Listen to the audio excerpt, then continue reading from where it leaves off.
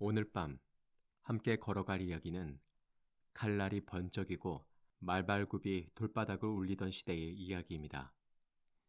그러나 이 작품을 단지 검과 모험의 이야기로만 기억하신다면 아마 삼총사의 절반만 기억하고 계신 것일지도 모릅니다.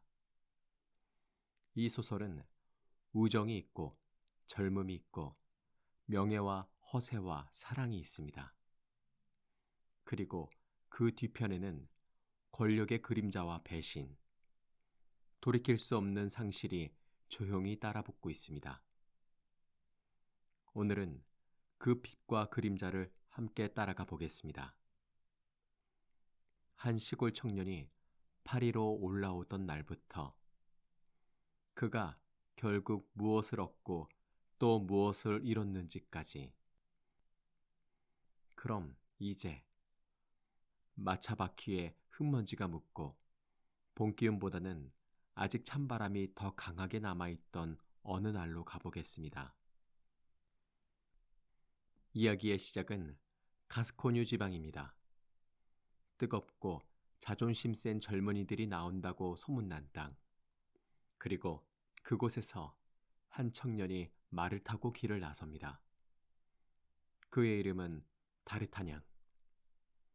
그는 부유하지 않았고 배경이 대단한 인물도 아니었습니다. 하지만 한 가지는 분명했습니다.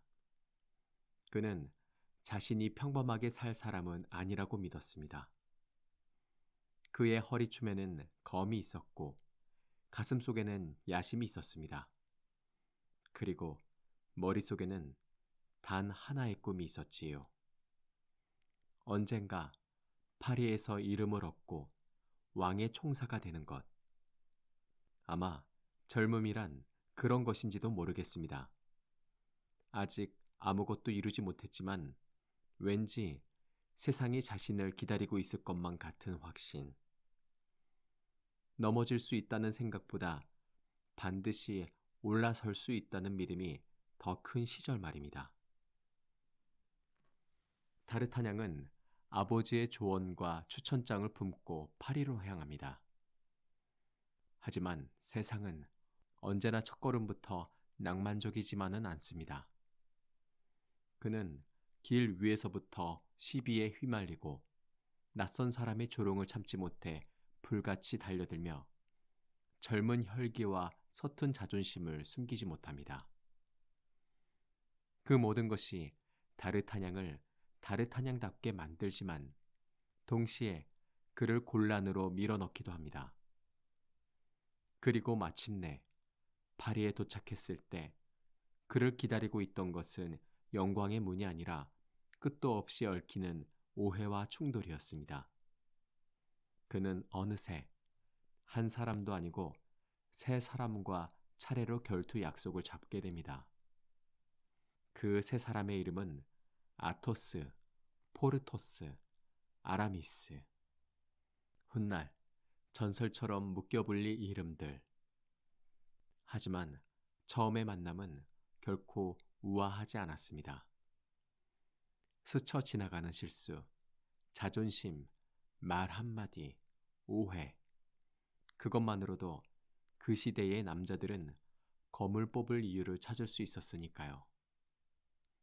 다르타냥은 같은 날, 같은 장소 근처에서 한 명씩 차례로 결투하겠다는 약속을 받아냅니다. 지금 생각하면 무모하고도 우스운 일입니다. 하지만 젊음은 종종 우스울 정도로 진심입니다. 그리고 바로 그 무모함이 그를 운명의 한가운데로 데려갑니다. 결투가 시작되려는 순간 파리의 공기는 갑자기 바뀝니다. 왕의 총사대와 리슐리우의 추기경의 친위대는 서로를 못마땅하게 여기고 있었습니다. 겉으로는 모두 프랑스를 위해 칼을 드는 사람처럼 보이지만 실제로는 궁전 안에 보이지 않는 힘겨루기가 거리의 칼끝으로까지 번져 있던 시절이었습니다. 아토스와 포르토스와 아라미스 앞에 추기경의 부하들이 나타났고 팽팽한 긴장 끝에 싸움이 벌어집니다. 그때 다르타냥은 선택할 수 있었습니다. 물러설 수도 있었고 자신과 상관없는 일이라며 비켜설 수도 있었습니다. 하지만 그는 그러지 않았습니다. 방금 전까지 자신과 결투를 벌이던 세 사람의 곁에 서서 검을 뽑아 함께 싸웠습니다. 그건 어쩌면 다르타냥이 처음부터 진짜 총사처럼 행동한 순간이었을지도 모릅니다. 누가 시켜서가 아니라 자신이 옳다고 믿는 쪽을 향해 뛰어든 순간, 그날 이후 네 사람은 친구가 됩니다. 아토스는 말수가 적고 조용히 잔을 기울일 때조차 어딘가 슬픔이 배어 있는 사람입니다. 그는 귀족다운 기품을 지녔지만 그 기품 아래에는 오래전부터 썩지 않는 상처 하나가 묻혀 있는 듯합니다. 포르토스는 화려합니다. 목소리도 크고 제스처도 크고 무엇이든 크게 웃고 크게 분노하는 사람. 허세가 없다고는 할 수 없지만 그 허세마저 미워하기 어려운 인물입니다. 아라미스는 가장 매끈하고 가장 단정합니다. 검을 들고 있으면서도 수도사의 길을 생각하고 수도사의 길을 말하면서도 검을 놓지 못하는 사람. 그의 말과 시선에는 늘 무언가 감춰진 두 번째 뜻이 있는 것처럼 느껴집니다. 그리고 다르타냥. 그는 아직 어리고 뜨겁고 누구보다 쉽게 상처 입고 누구보다 쉽게 달아오릅니다. 하지만 바로 그 점 때문에 그는 살아있는 사람처럼 느껴집니다. 이 넷이 함께 있을 때 삼총사는 가장 빛납니다. 그들은 함께 웃고 함께 위험을 만나고 돈이 없어도 자존심만으로 버티며 때로는 서로를 놀리다가도 결정적인 순간에는 한치의 망설임 없이 등을 맡깁니다. 유명한 말. 하나는 모두를 위하여, 모두는 하나를 위하여. 이 문장은 단지 멋있는 구호가 아닙니다. 이 작품 안에서는 실제로 그들의 관계를 이루는 심장 같은 문장입니다. 그리고 독자는 이쯤에서 믿게 됩니다. 아, 이 이야기는 분명 통쾌한 모험담이겠구나. 젊고 용감한 친구들이 세상을 상대로 싸우는 이야기겠구나. 맞습니다. 하지만 그것이 전부는 아닙니다. 파리의 궁전은 화려했지만 그 화려함은 언제나 불안 위에 세워져 있었습니다. 왕 루이 13세와 그의 곁에 선 앤 왕비, 그리고 왕보다 더 넓은 그림자를 들이우는 듯한 인물, 리슐리유의 추기경. 추기경은 단순한 성직자가 아니었습니다. 그는 권력 그 자체에 가까운 사람이었고 국가와 정치와 인간의 약점을 누구보다 잘 다루는 인물이었습니다. 칼을 직접 휘두르지 않아도 수많은 사람의 운명을 움직일 수 있는 자. 다르타냥은 어느 날 한 여인을 만나게 됩니다. 그녀의 이름은 콘스탄스 보나시웨. 그녀는 왕비의 측근과 연결된 여인이었고 두려움 속에서도 충직함을 잃지 않는 사람이었습니다. 다르타냥은 그녀를 보는 순간 마음이 흔들립니다. 그 감정은 장난이 아니었습니다.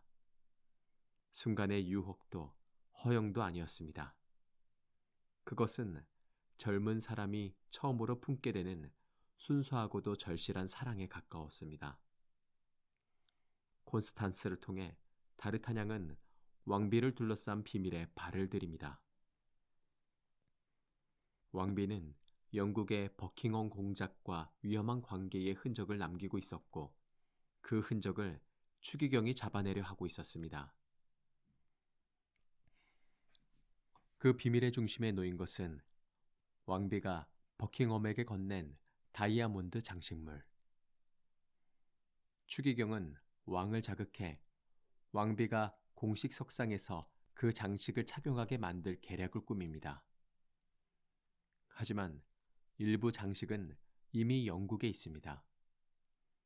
왕비가 그것을 제때 되찾지 못하면 그녀는 모든 사람 앞에서 치명적인 의심을 받게 될 것입니다.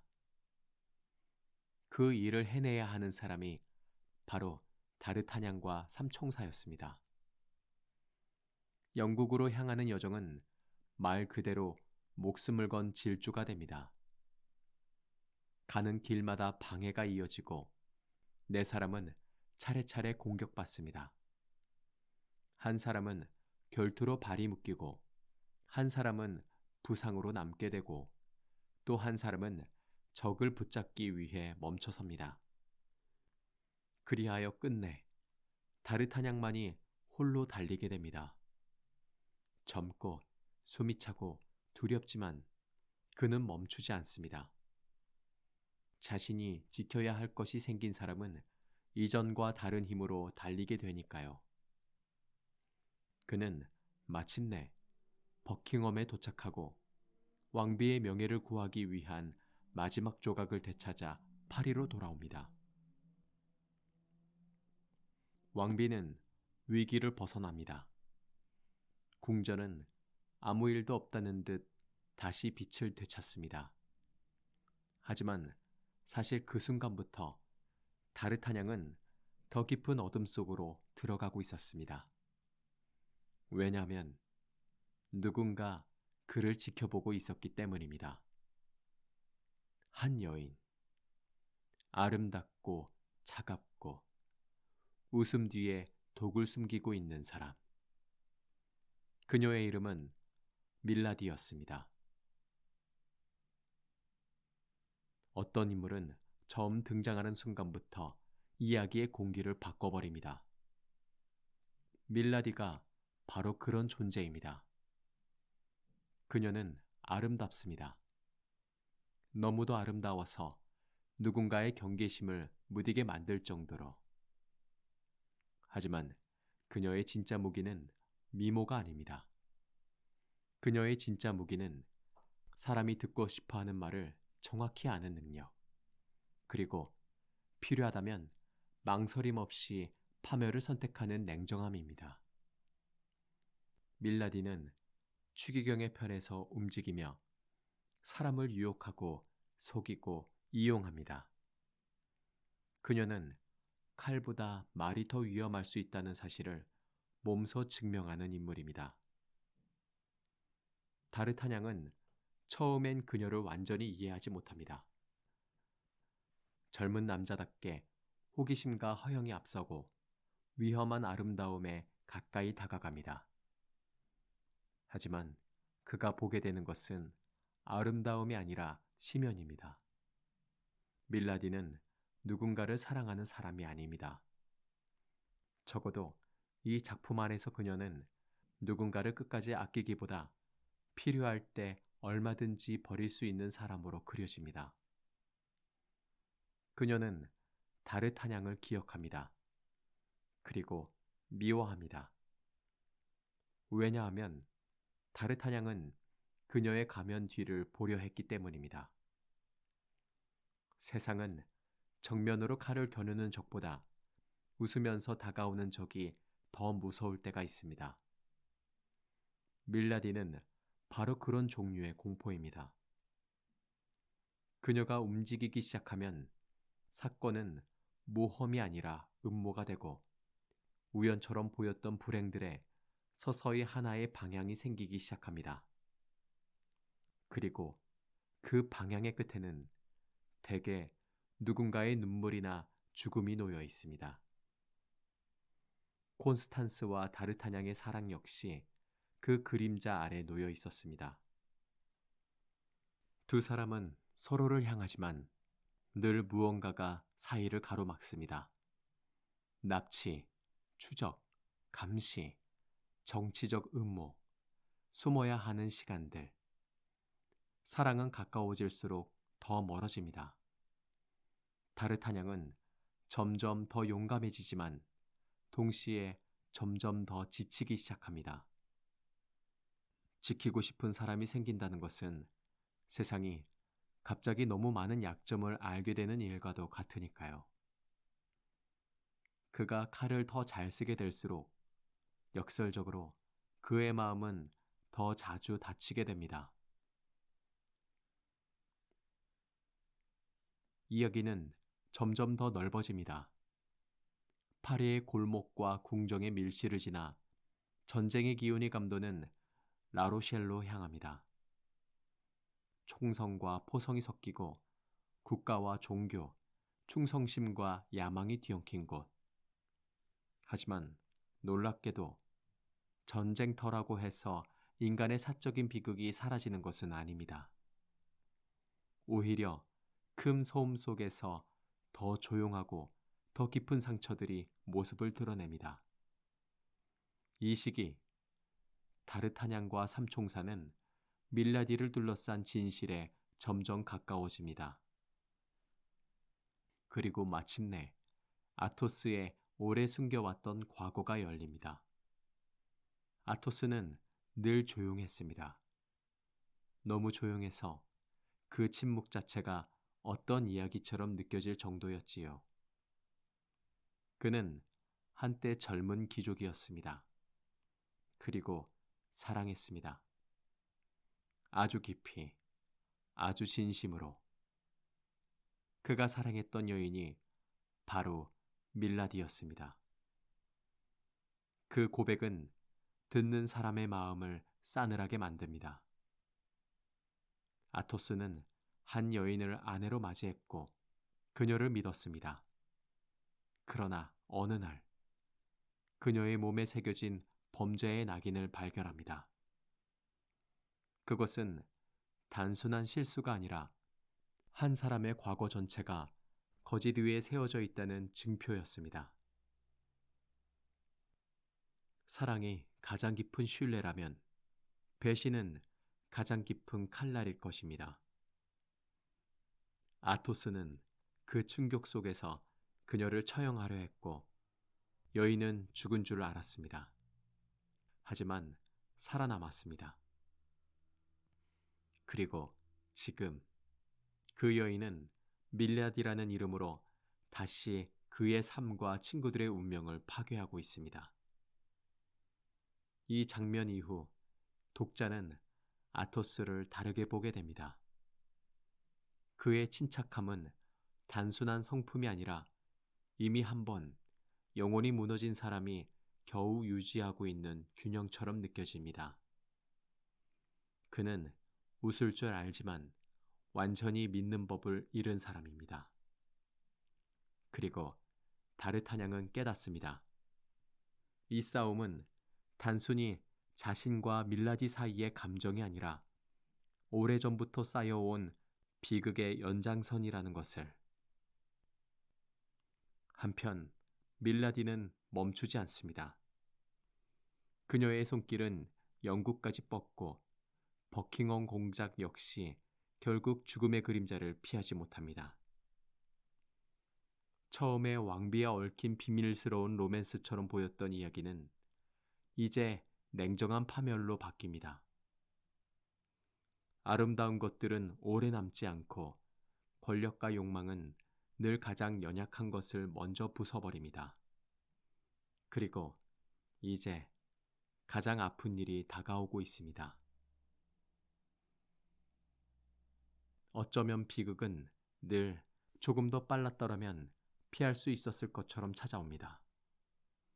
콘스탄스는 숨어 지내고 있었습니다. 추기경의 눈과 밀라디의 손길을 피해 조용한 곳에서. 다르타냥은 그녀를 다시 만나기만을 기다립니다.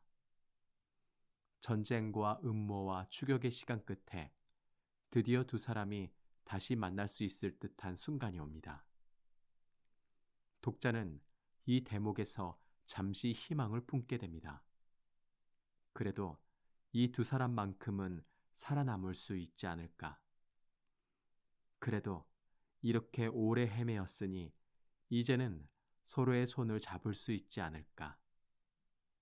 하지만 삼총사는 그런 온전한 위로를 쉽게 주지 않는 이야기입니다. 밀라디는 마지막까지 독처럼 남아 있습니다. 그녀는 숨어든 곳에서 콘스탄스를 발견하고 가장 잔인한 방식으로 다르타냥을 찌릅니다. 검이 아니라 도구로. 다르타냥이 도착했을 때 콘스탄스는 이미 생명이 기울고 있습니다. 생각해보면 가장 슬픈 장면은 대개 시끄럽지 않습니다. 사람이 사랑하는 이를 잊는 순간 세상은 오히려 이상하리만치 조용해집니다. 다르타냥은 그녀를 품에 안습니다. 이제 잡은 손이 너무 늦게 닿은 손이 되고 맙니다. 콘스탄스는 그의 곁에서 죽어갑니다. 그녀는 끝까지 그를 향하지만 그 사랑은 더 이상 미래를 만들지 못합니다. 그 순간 다르타냥 안에 무언가가 영영 바뀝니다. 처음 파리에 왔던 청년은 아직 세상을 믿고 있었습니다. 억울한 일을 당해도 칼을 뽑으면 해결될 수 있다고, 사랑하는 사람이 있다면 결국 지킬 수 있다고 믿었습니다. 하지만 이제 그는 압니다. 늦게 도착한 용기는 때때로 아무것도 구하지 못한다는 것을. 그가 잃은 것은 단지 연인이 아닙니다. 젊음이 품고 있던 가장 순수한 기대. 세상은 아직 보호할 수 있는 것이 있다는 믿음. 그 모든 것이 함께 무너집니다. 이제 남은 것은 하나. 밀라디를 끝내는 일. 콘스탄스의 죽음 이후 아토스, 포르토스, 아라미스, 다르타냥은 이제 더 이상 물러설 수 없게 됩니다. 그들은 밀라디에게 상처 입은 사람들을 모읍니다. 속임당한 사람, 버려진 사람, 그녀의 죄를 알고 있는 사람, 그녀가 지나간 자리에서 삶이 부서진 사람들. 그렇게 열린 자리는 법정이라기보다 그림자 속의 심판에 가까웠습니다. 밀라디는 그 자리에서도 무너지지 않습니다. 두려움에 떨면서도 끝까지 빠져나갈 길을 찾으려 합니다. 그녀는 자신이 어떤 사람인지 알고 있습니다. 아름다움이 더 이상 통하지 않을 때는 말로, 거짓으로, 분노로, 눈물로 어떻게든 상황을 흔들려 합니다. 하지만 이번에는 달라집니다. 그녀가 저지른 일들이 하나씩 쌓입니다. 배신, 유혹, 조종, 암살, 독살, 그리고 무엇보다 수많은 사람의 삶을 장난처럼 다뤄온 세월. 마침내 밀라디는 처형당합니다. 이 장면은 통쾌하면서도 차갑습니다. 왜냐하면 독자는 알고 있기 때문입니다. 그녀가 악인인 것은 분명하지만 그녀의 죽음이 세상을 깨끗하게 만들지 않는다는 것을. 이미 너무 많은 것이 부서졌습니다. 죽은 사람은 돌아오지 않고 상처 입은 마음은 원래대로 이어지지 않습니다. 밀라디의 최후는 복수의 완성이 아니라 비극의 마지막 문장처럼 느껴집니다. 그 후 이야기의 표면은 다시 조용해집니다. 그러나 그 조용함은 초반의 유쾌한 평온과는 전혀 다릅니다. 그 사이를 지나온 사람들의 얼굴에는 이제 각자의 시간이 남아 있습니다.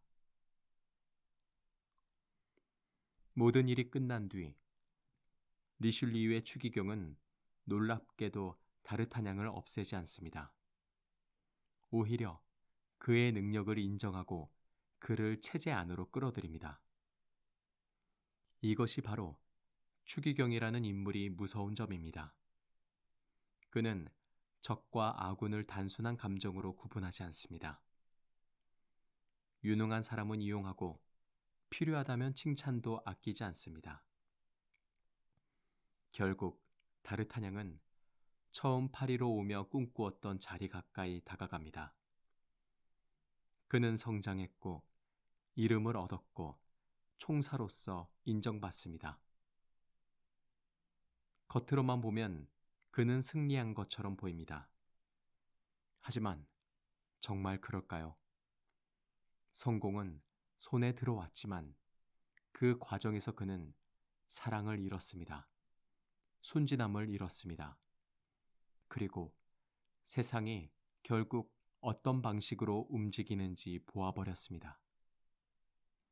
아토스는 다시 고독 쪽으로 물러납니다. 그는 누구보다 깊게 사랑했고 누구보다 깊게 배신당한 사람으로 남습니다. 포르토스는 여전히 세속의 즐거움과 화려함 쪽으로 향합니다. 그 모습은 변하지 않는 듯 보이지만 함께 칼을 들던 그 시절이 영원하지 않음을 그도 알고 있을 것입니다. 아라미스는 다시 신앙과 야망 사이의 길로 걸어갑니다. 마치 처음부터 하나의 삶만으로는 만족할 수 없는 사람처럼. 그리고 다르타냥은 그들보다 더 먼 미래를 향해 나아갑니다.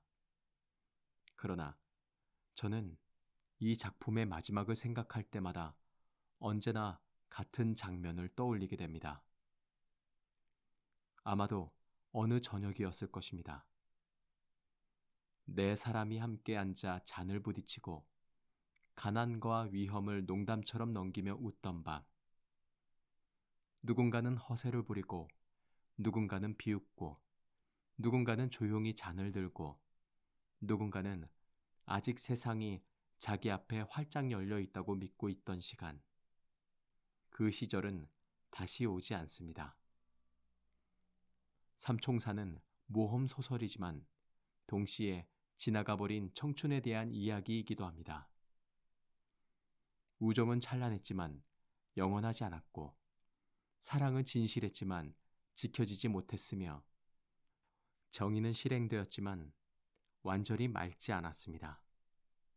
그리고 어쩌면 그것이야말로 이 이야기가 오래 남는 이유일지도 모릅니다. 우리는 모두 한때 다르타냥처럼 무엇이든 가능하다고 믿었던 순간이 있었으니까요. 그리고 살아가며 조금씩 알게 됩니다.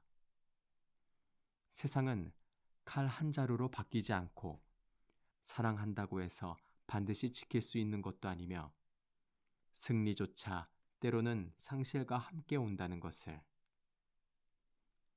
그래서 삼총사는 단지 오래된 칼싸움 이야기가 아닙니다. 그것은 빛나던 시절을 지나 어른이 되어가는 이야기. 명예를 쫓다가 결국 사람의 마음이 얼마나 쉽게 다치는지를 배우는 이야기. 그리고 모든 것이 지나간 뒤에도 한때 함께였던 사람들을 기억하게 되는 이야기입니다. 오늘 밤 이 이야기를 덮으며 우리가 마지막으로 떠올리게 되는 것은 검의 범뜨김보다도 아마 네 사람이 한편이었던 짧고 빛나던 시간일 것입니다. 하나는 모두를 위하여, 모두는 하나를 위하여. 이 말이 가장 아름다웠던 것은 그들이 강해서가 아니라 언젠가 흩어질 것을 알지 못한 채 진심으로 서로를 믿고 있었기 때문인지도 모르겠습니다. 그리고 어쩌면 우리의 기억 속 청춘도 그렇겠지요. 이제 이야기는 끝났습니다. 파리의 밤거리는 다시 조용해지고 말발굽 소리는 멀어집니다. 촛불은 짧아지고 잔 속의 그림자는 천천히 흔들립니다. 하지만 어떤 이야기들은 끝난 뒤에 더 오래 남습니다. 삼총사가 바로 그런 이야기입니다. 오늘 밤도 누군가의 젊은 날처럼. 지금까지 무엇이든 내레이션이었습니다.